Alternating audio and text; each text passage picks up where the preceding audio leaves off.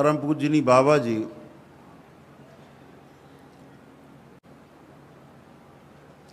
अपने जीवन काल में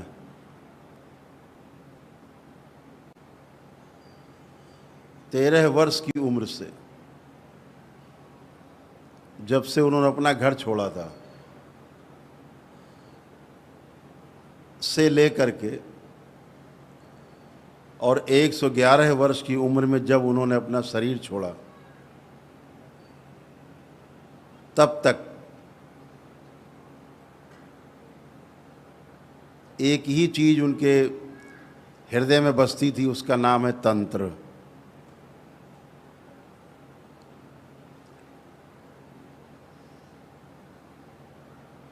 तंत्र एक व्यवस्था है,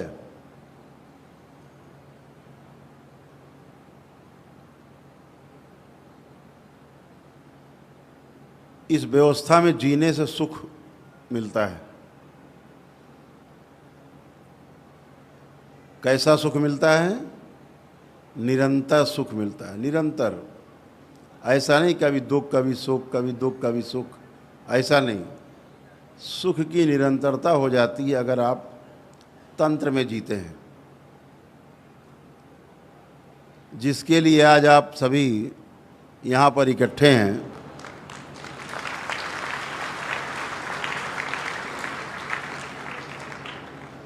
अपने जीवन के 40 वर्ष उन्होंने खोज में बिताए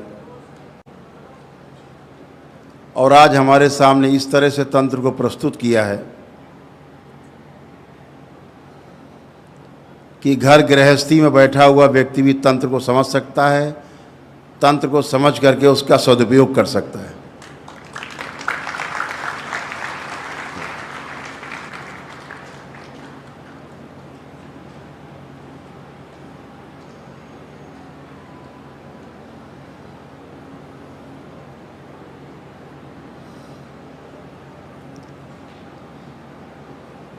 अभी तक तंत्र के बारे में ये भ्रांति थी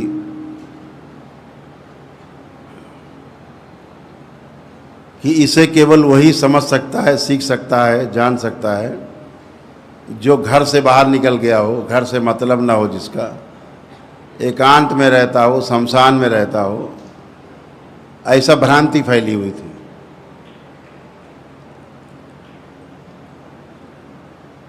लेकिन दरबार ने इसको इतना सरल बना दिया, इतना सुगम और इतना सुरक्षित बना दिया कि सिर्फ 14 वर्ष का बच्चा भी समझ सकता है और सदुपयोग कर सकता है इसका।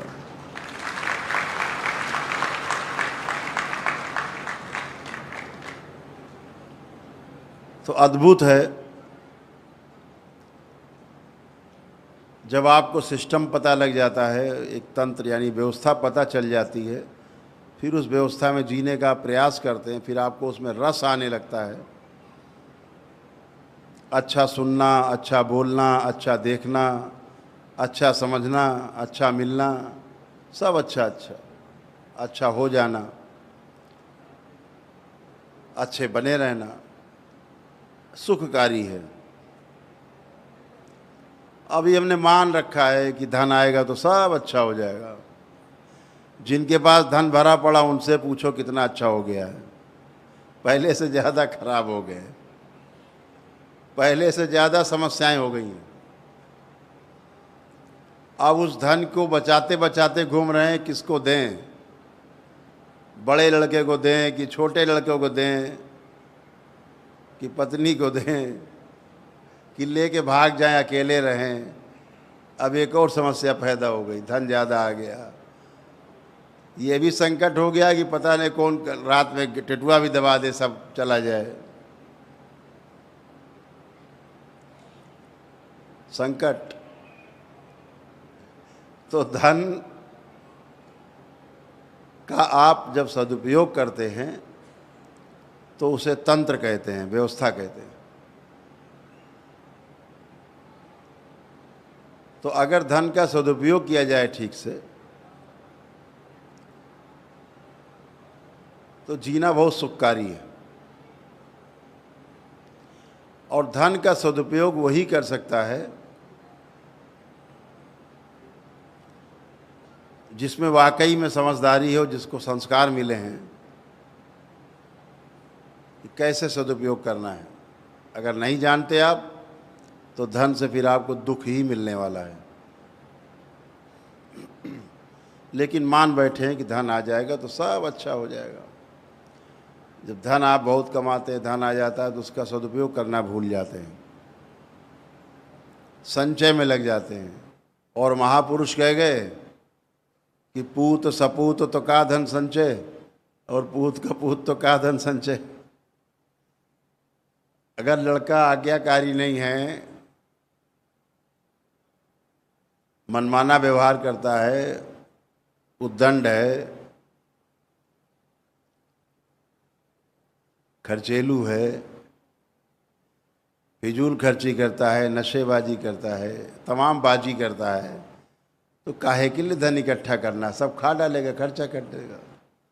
और जो सपूत है, सुपुत्र है, अच्छा है, तो खुद ही कमा लेगा, उसके लिए क्या संचय करना। महापुरुषों ने यहाँ तक आपको समझाने की कोशिश की, फिर भी कहता कि आप धन नहीं कमाओ।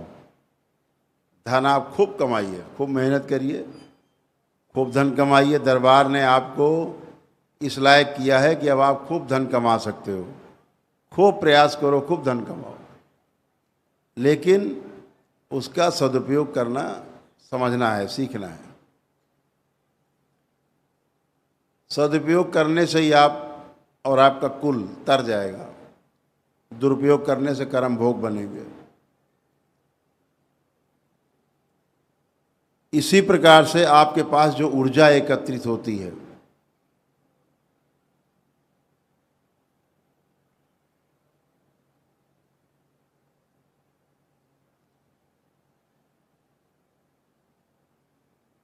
यह ऊर्जा भी जो आपकी है एक प्रकार से धन से भी ज़्यादा महत्वपूर्ण है। जब बाबा के डीएनए में आज आप जुड़ेंगे, जुड़ करके कर्म और अकर्म की परिभाषा को समझेंगे और श्रीमद् भागवत गीता की बात की जाए तो कर्म अकर्म और विकर्म की बात करते हैं भगवान श्री कृष्ण।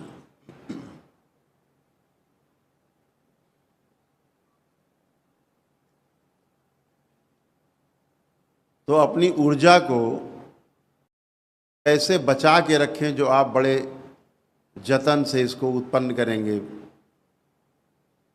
दरबार के द्वारा दीक्षा लेकर के एक ऊर्जा उत्पन्न होगी आपके पास। जब आप, जैसे आपका जप है कि 1.25 लाख जप करना है मंत्र का, जब 1.25 लाख जप कर लेंगे तो उसका दशांश यानी 12,500 को आप हवन जला करके फिर 12,500 मंत्र जब जप करेंगे दशांश, तो मंत्र सिद्ध हो जाता है।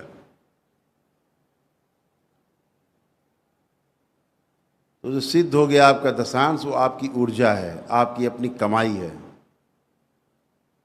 और इतना अद्भुत है कि जब परिवार का सदस्य कोई बीमार होता है, कोई भी परेशानी होती है, सर्दी खांसी जुकाम भी हो जाए, और अगर आपके मन में आया, आप बोले बाबा इसको सही कर दो, तो आपका दशांश का पुण्य बीमार में जाता है आपके परिवार में और उसको शुद्ध करता है और उसकी सारी शरीर की व्यवस्था को सही करता है, उसको स्वस्थ करता है।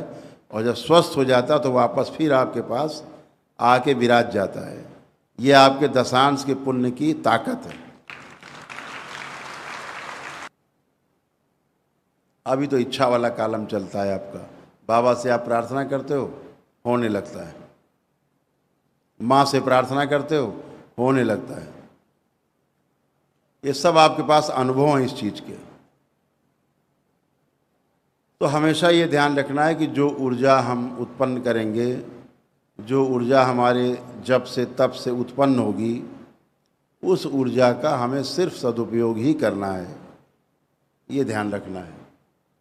और जैसे जैसे सदुपयोग करते जाओगे वैसे वैसे ये ऊर्जा आपकी और ज़्यादा बढ़ती जाएगी। दरबार देख लेता है कि अमुक व्यक्ति ऊर्जा का सदुपयोग ही करता है, दुरुपयोग नहीं करता। इसके मन में कपट लोभ लालच नहीं है, ऊर्जा बढ़ती जाती है अपने आप। जहाँ देखती कपट लोभ लालच ईर्ष्या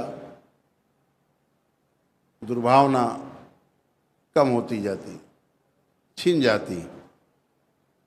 तो ये आपका दरबार है, आप जानते हैं कि किस तरह से आपका दरबार कार्य करता है। आपका दरबार आपको पूरी सुरक्षा देता है,